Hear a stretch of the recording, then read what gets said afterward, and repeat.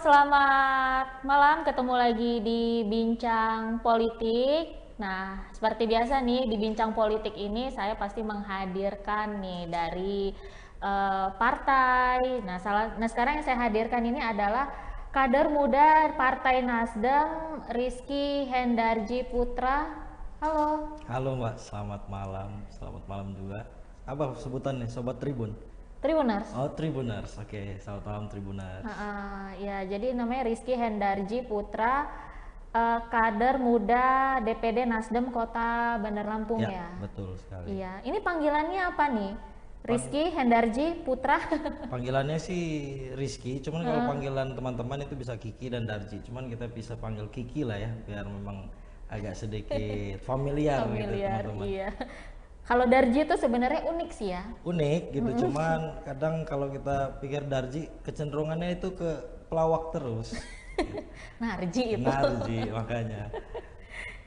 Iya. Nah, ini kan Kiki ini kan kader muda Ya, ya. Berarti hari ini kita bakal ngobrol ini seputar politik-politiknya kaum milenial. ya, Iya, siap. ya kan. Eh, Kalau yang saya dengar kan nanti di pemilu 2024 nanti ini kan bakal banyak sekali kaum milenial yang ikut terlibat di dalamnya. Betul. Ya, baik dia mencalonkan diri maupun sebagai pemilih. Betul sekali. Iya. Nah, kita langsung aja ya Kiki ya. Kalau Kiki ngelihat itu sih bagaimana sih potensi eh, kaum milenial atau kaum muda di pemilu 2024 nanti, Kiki? Ya, kalau saya sih menilai, kalau bicara tentang potensi, artinya ada alat ukur yang jelas ya. Kalau kita bicara alat ukurnya hari ini, kalau kita lihat dari proporsi pendudukan aja, gitu kita lihat dari data sensus terakhir di 2020, itu kaum milenial dan generasi Z itu mendominasi, artinya 27% sampai 28% itu di generasi Z dan milenial di 28%. Artinya sangat potensial ya, di luar itu memang kalau di dunia politik kan punya hak yang sama gitu. Artinya potensinya itu sangat besar gitu kalau melihat dari isu kependudukan yang hari ini memang kita galakan sebagai bonus demografi. Jadi potensinya mungkin saya pikir sangat besar gitu bagi anak-anak muda di politik Iya, potensinya memang besar baik dia yang pemilih maupun yang mencalonkan. mencalonkan diri. Termasuk Kiki ya nanti katanya bakal mencalonkan diri ya. Ya, insya Allah kalau memang semangat sih ada gitu, tinggal kita wujudkan dengan kerja-kerja nyata aja gitu. Iya, pokoknya Kiki ini nanti tuh kalau memang masyarakat butuh Kiki ya Kiki maju terus ya. Insya Allah maju terus. Kita cuman kita kuatkan tekad dan semangat ya. Iya. Nah, cuman kan gini Kiki ya, ini kan apa sih pemilih apa maksudnya calon-calon yang masih berusia muda seperti Kiki itu kan khawatirnya kan menimbulkan keraguan Betul. untuk pemilih-pemilih itu yang usianya sudah lebih dewasa, Dewasa. atau mungkin sudah lebih tua gitu Betul. kan, karena kan mereka tuh kan khawatirnya mereka tuh ragu ini kan masih muda gitu, apa iya apa sih kemampuannya itu udah mumpuni gitu, apa ya nanti setelah terpilih dia bisa komitmen Betul, gitu betul loh sekali. untuk menjalankan amanahnya gitu. Betul, Nah, betul. kalau dari Kiki sendiri, menurut Kiki ini gimana ini caranya kaum kaum muda ini yang mencalonkan diri ini agar bisa meyakinkan pemilih-pemilih yang Ya, usianya lebih dewasa ini agar mau memilih gitu. ya memang betul. Kita sering mendengar gitu kalau misalkan anak muda itu minim pengalaman, kemudian juga masih banyak keraguan soal pemahaman, kemudian juga masih habitnya atau kebiasaannya masih suka main atau emosinya masih meletup-meletup kan gitu karena darah muda dari kita dulu lagu juga darah muda darah yang berapi-api kan gitu. Cuman saya pikir begini, kalau timbul keraguan soal pemahaman, saya pikir itu sudah bisa dipatahkan dari kita lihat hari ini di multi sektor, di beberapa sektor gitu kita lihat sudah banyak tokoh-tokoh muda yang muncul di apa namanya bidangnya masing-masing. Kita bisa sebut lokal-lokal hero yang hari ini muncul itu anak-anak muda yang dia menerobos batas dengan keraguan orang banyak gitu. Jadi ya memang harus ditunjukkan anak muda itu adalah action gitu. Persoalan mereka memang ada keraguan dari beberapa pihak, itu memang adalah konsekuensinya ketika kita menghadirkan diri masuk di dunia apapun, termasuk dunia politik.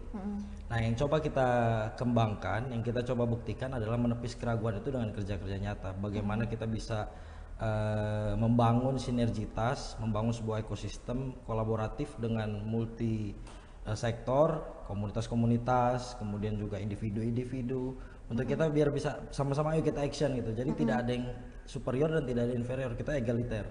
Nah, itu kekuatan anak muda ya, kekuatan jaringan dan kekuatan bagaimana dia bisa mengkolaborasikan masing-masing kelompok dan individu di keahliannya masing-masing gitu. Ya saya pikir kalau soal kemampuan, saya pikir saya juga tidak pinter-pinter amat gitu. Mungkin Mbaknya punya kemampuan di bidang A, saya B, C. Kenapa kita satu padukan? Nah, kemampuan itu yang harusnya dibangun di berbagai sektor, termasuk di dunia politik itu sendiri. Karena kita mau membangun bangsa, bukan membangun diri sendiri gitu. Nah, membangun daerah harus butuh kolaborasi dari banyak pihak gitu, segala macam komponen masyarakat. Nah, itu sih menurut saya keraguan itu bisa ditepis dengan kerja nyata. Kemudian kalau soal pengalaman gitu, saya pikir pengalaman teknis ya mungkin belum banyak orang juga yang bisa duduk di dewan gitu kan. Mungkin yang sudah jadi pun sebelumnya juga nggak pernah. Tapi saya pikir dengan kemajuan teknologi hari ini, kemudian juga keterbukaan informasi, saya pikir tinggal yang kita persiapkan adalah kemampuan adaptasi dalam di dunia-dunia baru. Nah, itu sih sebenarnya. Oh ya, jadi intinya itu ya tadi tuh calon-calon yang muda ini nih jangan hanya sekedar janji-janji aja ya. Yap. Saya akan A, akan B, akan C, akan D. Tapi harus ada perbuatannya, ada yang dilakukan gitu supaya yang calon pemilih ini bisa yakin gitu. Oh, berarti anak ini memang bisa gitu. Dan nantinya juga kalau misalnya dia terpilih juga dia ini ya harus komitmen dong, harus gitu. komitmen ya untuk karena memang kita tidak kalau kita bicaranya di legislatif ya Mbak, gitu, fungsinya kan cuma ada 3, kan bukan ada di ruang eksekutif gitu. Jadi memang kita ini bagian dari masyarakat yang coba menghadirkan diri atau didorong mewakili mereka, menyampaikan aspirasi mereka. Kemudian sampai ke dalam proses realisasi dan pengawasannya itu ada di ruangnya legislatif gitu. Jadi tidak perlu banyak janji gitu. Jadi apa yang memang need dan interestnya berbagai kelompok atau yang memang masyarakat itu sendiri, itu bisa kita infiltrasi, kemudian kita sampaikan, kita jadi corong aspirasinya gitu. Nah, itulah yang sebenarnya harusnya dipahami gitu, bahwa nggak perlu banyak janji yang kita sampaikan gitu. Anak muda tidak perlu banyak janji, ataupun bahkan saya pun sebagai, kalau kita pikir waktu itu saya memilih gitu kan, karena kan saya hari ini insya Allah mau mencoba menggunakan hak politik saya untuk dipilih gitu. Kalaupun kemarin saya memilih, saya juga nggak mau kan banyak janji kan, artinya nggak mau dijanjikan sesuatu. Saya bisa melihat apa yang dilakukan orang itu gitu kan. Artinya kalau dalam karakter pemilihnya mungkin ada yang rasional, ada yang pendekatan emosional atau bahkan tradisional. Tinggal segmentasi yang mau kita pilihnya, pemilih kita itu seperti apa gitu. Kalau memang milenial atau Gen Z itu ada di, mungkin kalau di karakter pemilihnya dia swing voter gitu. Dia masih galau, hanya butuh keyakinan soal bagaimana kapasitas kita bisa diketahui oleh mereka kan gitu. Artinya penggunaan teknologi sebagai personal branding itu dibutuhkan. Nah, itu sebenarnya yang bisa anak-anak muda lakukan. Jadi jangan hanya sekedar janji gitu kan. Kita juga melakukan, bahkan kita menggerakkan mereka gitu untuk sama-sama yuk gitu. Ini bukan soal gua nyalon dewan atau saya nyalon dewan gitu. Ini soal kita bisa berekspresi dan bisa mengekspor kemampuan kita untuk pembangunan daerah kita. Oh gitu, artinya nggak perlu terlalu banyak janji, mau A mau B, yang penting lakuin aja gitu ya. Lakuin aja, do it lah, by yourself lah gitu. Iya, nah tapi untuk yang calon pemilih muda ini, nah ini ada tantangannya juga nih sendiri ini. Jadi kalau menurut aku sih tantangannya ini untuk yang pemilih muda ini adalah mereka yang masih buta politik. betul. Ya, atau mungkin mereka udah tahu politik tapi mereka cuek gitu. Cuek, betul. Itu politik mah terlalu berat, itu Ya, apa sih kayak betul, gitu betul, kan betul, ya. betul. Nah, ini kalau menurut Kiki ini gimana ini caranya ini bisa merangkul si anak-anak muda ini, pemilih-pemilih muda ini, terutama mereka yang masih buta banget sama politik ini atau nggak peduli sama politik. Betul, betul. Jadi sebenarnya sama halnya dengan saya sebelum masuk partai politik itu kan ada semacam dialektika dalam benak saya, bahwa pikiran saya bahwa masuk partai politik ini apa fungsinya kan gitu. Apalagi waktu kita mahasiswa dulu masih intens gitu menjaga idealisme, kemudian juga aktif sebagai aktivis gitu bahasanya. Kita ngelihat antipati terhadap partai politik, sedangkan saya sendiri kuliahnya di jurusan ilmu politik pemerintahan gitu. Ya memang kita bicara secara teoritis, memang ilmu politik itu ya ilmu yang sangat murni untuk bagaimana mengatur negara ini kan begitu. Soal hukum, ekonomi, pertanian, sosial dan lain-lain itu payungnya adalah politik itu sendiri kalau bicara soal kebijakan. Nah, saya pikir kenapa memang kita tahu lah gitu, dunia politik penuh dengan intrik sehingga memang penuh dengan apa ya, drama gitu, sehingga mungkin kalau saya pun sebagai anak muda terlalu banyak drama lu gitu kan. Kalau terlalu banyak drama itu capek gitu kan, dan apalagi yang dipertontonkan mungkin di media, di sosial media itu soal perdebatan yang itu tidak masuk dalam substansi. Jadi stagnan pembahasan politik itu hanya pembahasan politik praktis ansih yang itu bicara soal perebutan kekuasaan, perebutan kursi, tapi nggak dibicara di ruang deliberatif atau di substantifnya gitu. Nah itu yang maksud saya, pemurnian politik tadi itu harus disampaikan ke anak-anak muda bahwa bicara yang paling simpel deh gitu. Kalau misalkan kita bicara hari ini cabai lagi melonjak gitu kan, kenapa gitu? Apa ada yang salah? Ya kesalahannya karena kita antipati gitu. Kemudian yang kedua, bahwa ada masyarakat miskin yang belum kena bantuan pendidikan, sedangkan pendidikan itu adalah satu bentuk layanan dasar kesehatan dan lain-lain. Itu kenapa? Karena kita antipati gitu kan, sehingga ruang yang memang harusnya itu bisa kita tonton bersama itu jadinya tertutup. Nah karena memang ketidakpedulian kita. Nah itu yang harus disampaikan, bahwa politik itu bukan soal perebutan kekuasaan, tapi bagaimana kita mengajarkan diri kita untuk sama-sama bisa melibatkan diri gitu kan, untuk bisa mendorong satu perubahan, kemudian juga bisa mengawasi jalannya pemerintahan atau bahkan sampai memberikan masukan pemerintahan gitu, baik dalam sisi ekonomi, masalah sosial, pendidikan, kesehatan dan lain-lainnya. Itu sebenarnya, karena sebenarnya yang kita rasakan hari ini, saya bisa jalan, kemudian saya bisa beli bensin, kemudian harga bensin hari ini sekian, itu juga kan karena kebijakan politik gitu kan.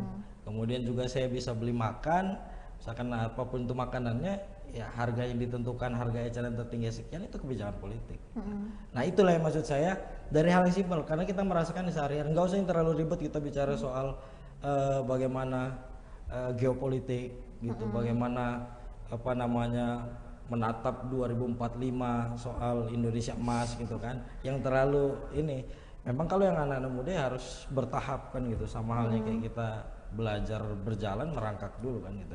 Nah itu yang tidak dilakukan oleh para apa namanya politisi kebanyakan, kemudian juga partai politik belum menjalankan fungsinya. Harusnya kan selain mengartikulasikan kepentingan masyarakat, ya politisi atau partai politik sendiri itu punya tugas memberikan pemahaman yang utuh soal politik sebagai instrumen atau metode mengatur negara itu tadi. Nah itu yang sebenarnya saya punya semacam keyakinan bahwa saya sampaikan dengan sesimpel mungkin, karena kan kalau anak muda nggak usah terlalu ribet pakai bahasa yang melangit gitu.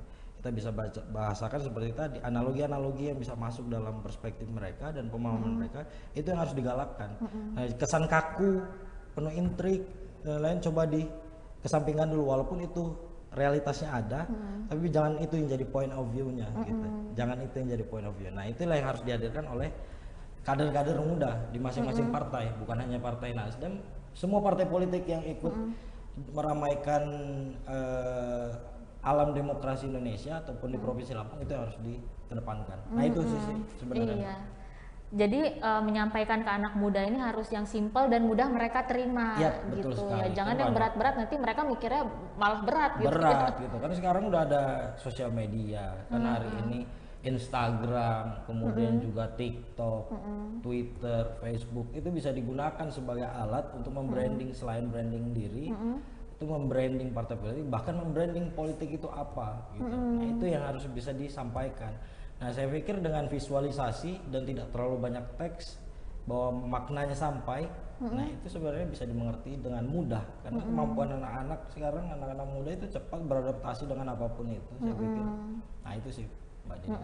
Iya, jadi menyampaikannya ya kan sekarang kan memang kan media sosial kan lagi marak ya. Ya, menarik sekali. Mungkin lebih efektif itu kalau menyampaikannya lewat media sosial gitu. Ya, betul. Ya kayak ini kan kita podcast kan sosial media sosial juga pakai platformnya kan gitu. Iya. Tapi kalau menyampaikan secara langsung itu mungkin harus dengan bahasa yang asik kali ya. Asik ya. Kalau anak muda ya artinya gini. Metode jadi jangan juga so asik ya gitu kan. Ya tetap natural saja gitu bahwa kalau pengklasifikasian muda atau tua itu adalah basisnya umur, coba kita geser bahwa muda itu adalah mental gitu. Muda itu adalah mental, muda itu adalah soal keberanian, dan muda itu adalah soal kemauan, will kan gitu. Jadi kalau misalkan yang umurnya nggak masuk kategori muda tapi dia juga bisa masuk di tongkrongan untuk bisa ngobrol, bisa mau merangkul, bisa menggerakkan, saya pikir itu jiwanya muda gitu. Jadi pengklasifikasian muda dan tua ini seolah-olah ada gap itu, yang jurang pemisah yang sangat lebar itu karena persoalan umur. Ya memang kalau dari umur yang tadi Mbak bilang pengalaman kita pasti kalah gitu kan. Tapi kalau soal pemahaman, soal ilmu pengetahuan, saya pikir dengan alam yang terbuka ini siapa yang mampu beradaptasi dengan cepat, mempersiapkan mentalnya, saya pikir dia bisa akan melesat dan lebih maju dari dia yang sebelumnya gitu. Saya pikir ya itu gitu. Iya. Wah, itu asik juga sih Mas kalau lagi nongkrong gitu kan, lagi kumpul bareng disampaikan dengan cara yang enak itu mungkin bisa diterima gitu ya. Pasti saya yakin bisa diterima gitu. Tapi ya jangan pakai apa ya, jangan pakai emosi ya gitu. Karena biasanya anak muda emosional kalau nggak didengar. Ya sabar. Nah, sama satu lagi yang dibutuhkan anak muda itu adalah kelapangan hati ya, kebesaran hati. Bahwa kadang kita anti kritik gitu kan. Masih ada yang bilang wah anak muda ini apa nih susah dibilangin gitu. Nah, memang kita memang perlu belajar gitu. Saya tidak mengatakan bahwa anak muda itu adalah punya kelebihan di semua lini gitu. Ya justru sebagai anak muda kita juga harus melibatkan para senior-senior untuk bisa mementorin kita, kemudian menasehati kita, bahkan dalam ruang-ruang tertentu bisa mengarahkan kita juga gitu. Tapi tidak menggeser nilai yang kita punya, semacam keberanian, kemudian juga nilai jujur, kemudian juga transparan, kemudian juga kesamarataan, adil. Ya itu yang harus kita punya gitu. Nah, kalau soal metode saya pikir bisa gitu kita kolaborasikan atau bahkan minta mentorin dengan yang tua. Saya pikir seperti itu. Jadi nggak perlu kita bicara bahwa anak muda harus selalu memunculkan bahwa wah saya bisa semuanya. Tapi ya kita juga perlu gitu belajar, perlu juga memperbesar hati dan pikiran kita gitu kan, biar kita nggak dibilang sosokan gitu kan sebagai anak muda. Nah itulah. Iya, jadi kalau nerima kritik, nerima masukan ya itu harus bisa diterima. Harus bisa diterima, ya. apalagi kalau misalkan mau masuk jadi anggota legislatif, kan itu memang ruangnya untuk dikritik kan gitu. Kalau kita anti kritik, jadi nanti malah tidak justru bertolak belakang dengan semangat anak muda yang mau memajukan daerahnya gitu. Nah, itu sih. Iya. Nah, satu lagi nih Ki. Jadi kalau kataku sih salah satu hal yang membuat orang sulit yakin untuk memilih itu masih adanya politik uang. Ya, betul sekali. Ya, gitu. Apalagi orang yang melakukan politik uang itu seperti tidak kehabisan ide ya, kehabisan cara gitu. Jadi pernah suatu ketika itu ada yang seperti yang dia kaos gitu kan, kaos ternyata di dalamnya ada amplop gitu. Nah ini gimana nih Ki soal menurut Ki ini soal politik uang yang masih banyak ini? Iya, jadi sebenarnya salah satu patologi di demokrasi kita bisa di Lampung sendiri juga karena politik transaksional itu dikedepankan. Ya itu adalah akibat gitu, karena memang sebabnya banyak yang tadi saya sampaikan itu tidak menjalankan fungsinya sebagaimana mestinya. Itu bagaimana kita harus menjabarkan bahwa politik itu seperti apa dan kegunaannya apa gitu kan, untuk diri pribadi atau bahkan cakupan yang lebih luas gitu kan. Nah akhirnya yang timbul adalah gitu, ketika memang lahirnya dari masyarakat tuh terlalu baik janji, akhirnya ya sudahlah katanya, pasti gitu-gitu lagi gitu kan. Karena tidak ada perubahan, padahal kita tahu perubahan itu adalah sebuah keniscayaan gitu. Cuman yang mengawal perubahan itu mau ke arah baik atau yang ke buruk itu ya tidak ada yang mau berperan, akhirnya pasif. Yang anak mudanya pasif, kemudian yang kalangan-kalangan transaksional yang punya pendekatannya tradisional itu tadi ya gitu, artinya dia mau karena kultur, mungkin ada nominal itu tadi, yaitu yang akhirnya menjadi berkembang. Dan itu kalau tidak diantisipasi dari hari ini, dari kita yang muda-muda yang hari ini ada di partai politik dan mau meminimalisir atau bahkan jangka panjang kita harus menghilangkan politik uang itu, kos politik yang mahal, ya harus memberanikan diri hari ini. Ini bukan soal memenangkan kontestasi pribadi, tapi bagaimana memenangkan demokrasi, saya pikir begitu. Nah itu yang harus dimulai gitu. Tapi kalau bicara kos politik itu ada, ya benar gitu, pasti ada gitu. Artinya dalam proses bagaimana kita meng-create program, kemudian juga melakukan kegiatan, itu pasti ada. Tapi sumber kos politik itu harus terbuka dari mana? Bisa dari swadaya, kemudian juga bisa dari tabungan pribadi atau dari unit usaha pribadinya, itu nggak jadi masalah, sehingga selama dia tidak melawan aturan hukum yang berlaku. Nah saya pikir itu. Nah akhirnya ketika memang politik itu terkesan mahal, nah itu yang menyebabkan anak muda nggak mau membangun, nggak ada sebuah koherensi lah gitu, nggak ada korespondensi antara pemuda dengan politik, karena mahal, janganlah gitu ya, politik itu ngabisin uang, gambling, judi gitu. Cuman kita masuk politik ya kita luruskan niat bahwa kita mau berbuat gitu. Menang atau kalah itu soal bagaimana kita bersiasat, karena berstrategi itu menyiapkan strategi itu mempersiapkan kemenangan. Tapi kalau kita nggak ada strategi, masuk karena ikut-ikut aja gitu ya, menyiapkan kekalahan. Saya pikir itu hari ini harus dimulai gitu sampai ke depannya, dan saya harap ya anak-anak muda minimalisir penggunaan money politik itu tadi gitu. Dan justru politisi yang berkontestasi juga itu harus jadi pengawas, karena mungkin institusi KPU, Bawaslu itu juga punya keterbatasan gitu. Justru harus kita bantu, kita dorong gitu kan, untuk ketika ada perilaku menyimpang harus disampaikan gitu, hal seperti itu. Karena sekarang aturan hukumnya kan sudah ada kan, itu sudah berlaku bahwa ada pidana. Nah itu yang harus disampaikan ke masyarakat juga, walaupun itu terkesan menakut-nakutin, tapi biar aware, biar mereka aware terhadap kalau politik uang itu potensinya adalah kita masuk penjara. Kedua ya potensi pejabat korup itu pasti cenderung lebih besar gitu. Nah itu yang jadi ganjalan bagi anak muda, tapi itu yang jadi semangat juga bagi anak muda untuk bagaimana bisa menerobos ruang itu dan melampauinya gitu kan. Nah bisa merubah itu semua gitu, walaupun agak sulit kalau sendiri saya gitu. Makanya saya ajak anak-anak muda nih, jangan takut gitu untuk berpolitik, kemudian juga jangan takut mau masuk partai politik, ya ayo bareng-bareng gitu. Kalau semuanya diisi sama orang-orang yang dia punya idealisme dan punya nilai, saya pikir partai politik itu bisa berkembang besar gitu. Karena pemilih itu bukan cuma diukur pakai uang, karena saya dulu 2019-2014 memilih nggak pernah ada yang ngasih serangan fajar, tapi saya memilih gitu. Dan saya memilih, mungkin Mbak juga memilih tanpa ada serangan fajar. Artinya ada orang kayak kita kan yang memilih gitu. Saya yakin itu juga di tempat-tempat lain ada, tinggal kita kumpulkan aja gitu. Nah, itu. Artinya nih anak muda yang mau mencalonkan diri itu jangan khawatir ya, karena masih ada orang-orang yang dia memilih itu karena dia memang melihat potensi dari si calon itu. Betul. Bukan karena dari si serangan fajarnya. Bukan serangan fajarnya, karena fajar aja kadang dia masih tidur pagi-pagi gitu. Kalau diserang dia kaget nanti. Iya.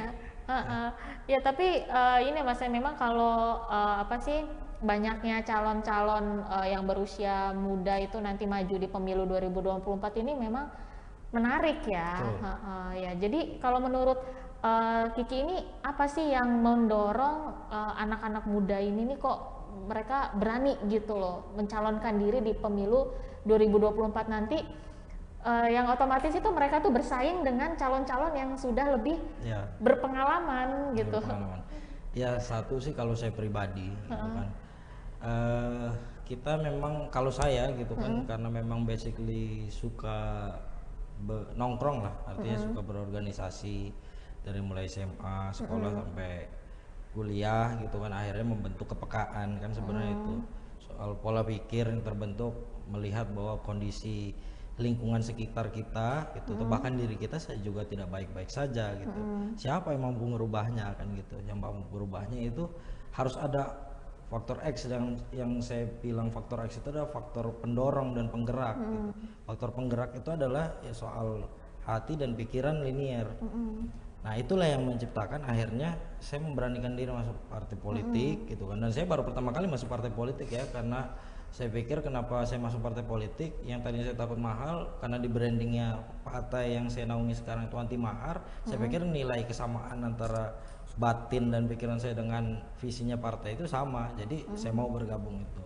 Artinya satu langkah bahwa anti mahar itu sudah diejawantahkan dalam kehidupan dan praktek politiknya, itu jadi satu ketertarikan saya. Nah saya pikir dari lingkungan sekitar yang saya sebutkan tadi itu masih banyak persoalan gitu. Bahkan di rumah saya sendiri juga kadang ibu saya tiba-tiba mau biaya pendidikan mahal gitu, kemudian juga sulitnya mengakses pelayanan publik kan gitu. Walaupun hari ini kita bilang pelayanan publik hari ini sudah cukup, walaupun masih ada beberapa kekurangan, saya pikir itu sudah mulai agak terbuka gitu kan, mulai dengan digitalisasi dan lain-lain. Tapi kan itu harus ada yang melengkapi kekurangan-kekurangan itu. Nah itulah yang membuat saya masuk deh dunia politik gitu, bukan karena jabatannya gitu kan. Saya pikir bukan karena juga mau nyari kerjaan di situ, karena ada kerjaan lain juga kan kalau mau nyari kerja di dunia lain atau bahkan wirausaha, karena kan yang dorong anak muda harus wirausaha gitu untuk membuka lapangan pekerjaan. Nah itu yang menyebabkan dari rumah bilang, karena di keluarga saya juga nggak ada yang terjun di dunia politik gitu kan. Saya pikir merepresentasikan keluarga, merepresentasikan teman-teman yang notabene-nya tidak punya privilege gitu kan, dari nasab kemudian juga dari sisi materi, ya coba kita masuk, memberanikan diri mendorong dengan kekuatan jaringan, kekuatan kesamaan rasa, kesamaan pikiran, itu ya coba kita masuk gitu, masuk di dunia politik gitu, biar tidak diisi dengan orang-orang yang punya pikiran tidak jernih lah gitu. Artinya saya juga tidak mengklaim bahwa diri saya jernih seutuhnya, makanya butuh ngajak teman-teman yang di sekeliling untuk bisa mentorin, bisa menasehati agar mengingatkan gitu pribadi atau mengingatkan saya ketika melakukan sesuatu. Itu sih sebenarnya. Oh gitu, jadi yang mendorong Kiki masuk ke politik dan akhirnya mencalonkan diri itu karena Kiki itu awalnya melihat berbagai persoalan di lingkungan terdekat Kiki dulu lah gitu, dan Kiki terketuk ya untuk membantu menyelesaikan masalah itu semampu Kiki gitu ya. Semampu saya gitu. Dan itu juga dari saya lakukan, mungkin kan dengan di lingkungan tetangga atau di lingkungan daerah saya tinggal, ya hal yang paling kecil gitu. Mungkin ketika memang kita bisa menyampaikan waktu kita jadi mahasiswa ada jalan rusak, yang bisa kita lakukan hari ini ketika kita nggak bisa ngebangun jalan, kita sampaikan gitu kan. Ya itulah menjadi katalisator itu tadi. Nah ketika memang awalnya kita menjadi katalisator, ya kenapa kita nggak jadi creator, misalkan dari yang tadinya katalisator naik grade jadi creator, ketika ada aspirasi kita tampung, udah kita yang mendorong perubahan itu tadi dari dalam. Nah itu karena ya kadang waktu jadi aktivis demonstrasi juga waktu itu kadang kita kritik atau kita meminta mendorong juga kadang kita masih punya hambatan. Nah itulah yang menyebabkan biar tidak ada hambatan, ya bisa jadi dalam sistem punya keleluasaan kan gitu untuk bisa membahas atau bahkan menciptakan sesuatu perubahan gitu. Iya. Oh berarti Kiki ini suka ini ya, terjun ke lapangan ya, ke tengah masyarakat ya, melihat apa sih yang terjadi di masyarakat ini ya. Karena kita hidup di lingkungan sosial kan gitu. Minimal kalau kita mau beribadah aja ke masjid kan minimal di jalan ngobrol gitu. Kemudian juga ada kegiatan kita ikut kemasyarakatan gitu. Ya kita bantu semampu kita lah. Ya kita aktif lah gitu. Coba untuk aktif ya gitu. Nah itu sih, Mbak. Iya. Nah, Ki, kan namanya pemilu 2024 nanti kan nggak semuanya kan bakal terpilih ya. Betul. Pasti nanti ada juga yang tidak lolos. Tidak lolos. Nah, kalau seandainya Kiki atau yang calon muda lain itulah tidak terpilih, seandainya Ya. ya, itu nanti gimana? Apakah nanti di pemilu selanjutnya bakal calon lagi atau gimana? Ya saya pikir begini, yang tadi kan saya punya nilai pertama ketika kita sudah jebur, udah nyemplung, ya fight habis-habisan. Bagaimana caranya menang, gitu kan, dalam berkontestasi. Tapi yang paling substansial adalah bagaimana memenangkan demokrasi itu tadi. Kita berbuat, gitu kan, kita menciptakan satu nilai bagi masyarakat bahwa kita dengan kerja-kerja nyata, gitu, sebelum kita jadi anggota legislatif, kan, gitu. Kemudian kita juga memberikan pemahaman, kalaupun nggak jadi kita nggak ada ruginya, karena kan kita berbuat amal, memberikan satu hal pengetahuan yang baik, memberikan sesuatu perbuatan kepada masyarakat gitu, yang kita lakukan mungkin berdampak baik. Saya pikir itu nggak ada ruginya, kecuali kalau tadi yang dikedepankan money politik. Kalau money politik yang dikedepankan banyak caleg stres kan gitu. Yang kita lihat dari TV-TV, makanya saya pikir gambling kalau kita mau bicara soal money politik gitu kan, bahwa potensinya itu bahkan bisa buat psikologi nggak bagus gitu, atau bahkan masyarakat juga rusak. Saya pikir kalau memang tidak terpilih dengan cara yang baik, tidak ada persoalan, ke depannya bisa mencalonkan lagi dan mencalonkan lagi, karena ini proses awal untuk belajar. Bisa jadi satu portofolio diri bahwa kita punya experience gitu. Oh jadi praktek politik dalam dunia realitasnya seperti ini kan gitu. Nah ada yang harus dirubah polanya mungkin di tahun selanjutnya. Saya pikir itu tidak menghalangi, karena kalau di partai sendiri kita nggak jadi anggota legislatif pun di partai masih bisa berbuat, kan ada fungsi partai sesuai dengan fungsi dan wewenangnya partai politik di negara ini apa. Nah itu yang harus dikedepankan dari mulai partai politiknya. Nah itu sih kalau saya. Iya, jadi kalaupun misalnya ya amit-amit Kiki nggak kepilih Ya. gitu, nanti ya Kiki tetap berbuat untuk Pasti masyarakat. kalau itu.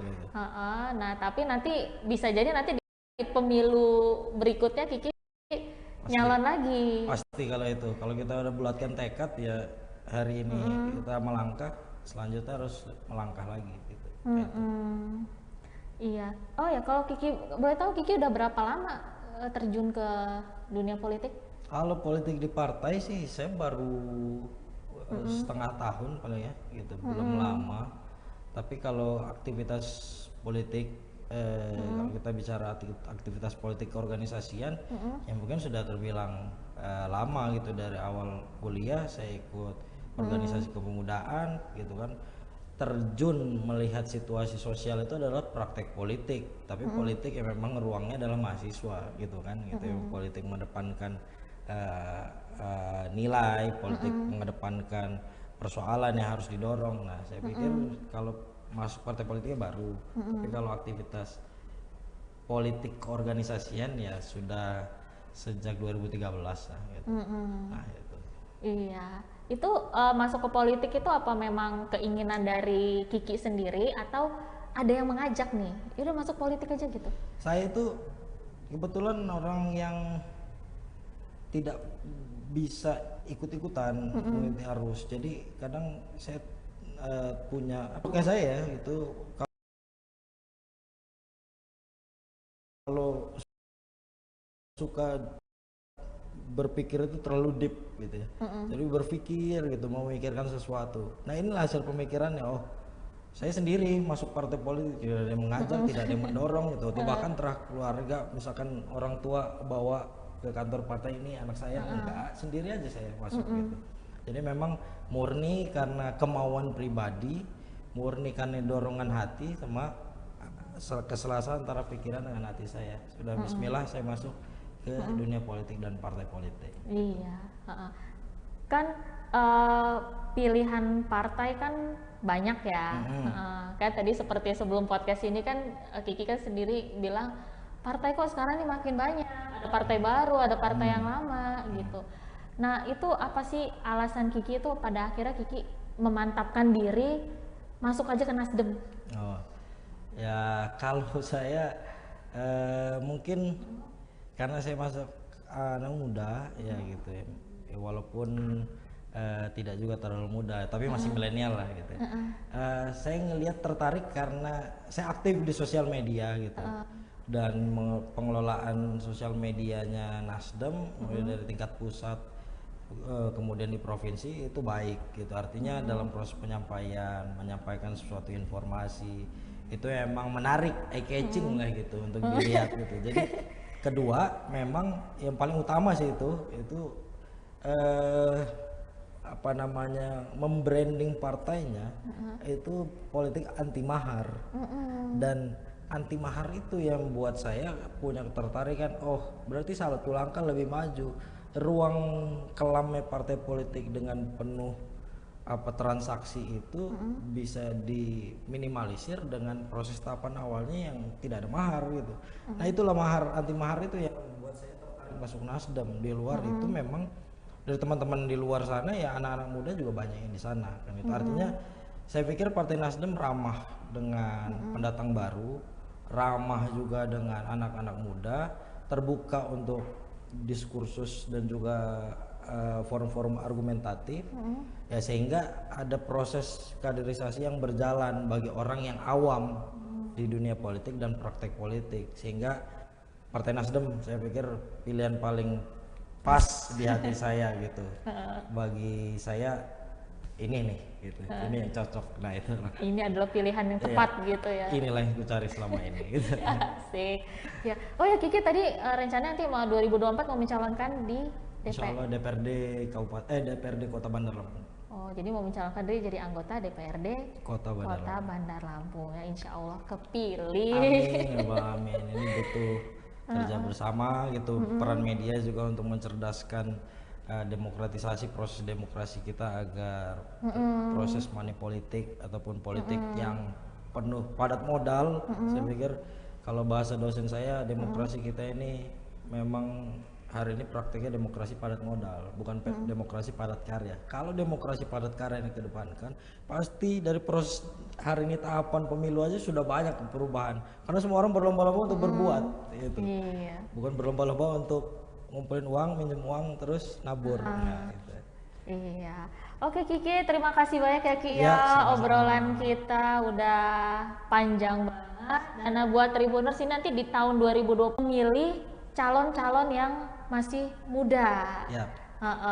Gitu. Nah, oke Kiki, terima kasih banyak. Hari ini masih ada kegiatan setelah ini? Ya setelah ini ya nongkrong. Kalau kita bahasnya kalau misalkan turun lapangan ya nongkrong aja, ngopdar, ngopi darat. Ngopi darat ya. Terima kasih banyak ya Kiki. Sama-sama Mbak Dini atas undangannya, dan juga untuk teman-teman Tribuners juga semoga kita mengedepankan politik akal sehat gitu kan, dan bisa bagaimana mencerdaskan penonton Tribuners ini atau Tribuners ini juga cerdas-cerdas gitu dalam menentukan pilihannya di pemilu nanti. Iya, oke Kiki, terima kasih Sama. ya. Ya Tribuners, itu tadi obrolan kita bareng dengan Kiki. Sampai jumpa lagi di Bincang Politik berikutnya. Sampai jumpa. Dadah.